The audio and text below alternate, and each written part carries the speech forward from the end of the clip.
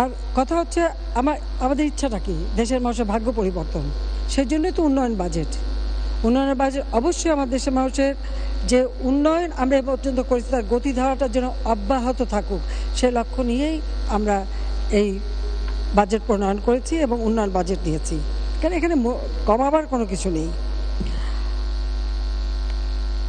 মাননীয় স্পিকার, আজকে বাংলাদেশ সারা বিশ্বে একটা মর্যাদার আসন অধিষ্ঠিত করেছে। আজকের বাংলাদেশ আর ওই হাত পেতে ভিক্ষা চাওয়া বাংলাদেশ না, পরমুখাপেক্ষী না।